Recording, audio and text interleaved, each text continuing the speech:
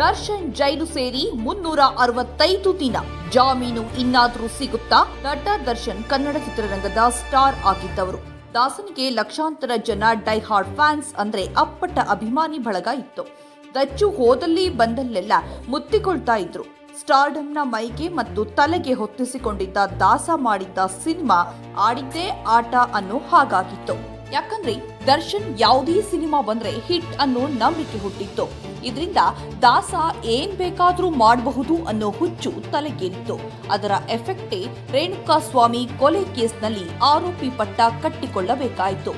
ನಟ ದರ್ಶನ್ ಸ್ಯಾಂಡಲ್ವುಡ್ನಲ್ಲಿ 3 ದಶಕಗಳಿಂದ ಕಷ್ಟಪಟ್ಟು ತನ್ನದೇ ಒಂದು ಸಾಮ್ರಾಜ್ಯವನ್ನ ಕಟ್ಟಿದ್ರು. ಆದ್ರೆ ದೊಣ್ಣೆಗೆ ಒಂದೇ ನಿಮಿಷ ಅನ್ನೋ ಮಾತಿನಂತೆ ಒಂದೇ ಒಂದು ಗೇಟು ದರ್ಶನ್ ಕಟ್ಟಿದ್ದ ಕೋಟೆ ಬಾಗಿಲೇ ಮುರಿದು ಹೋಗೋ ಹಾಗಾಯ್ತು.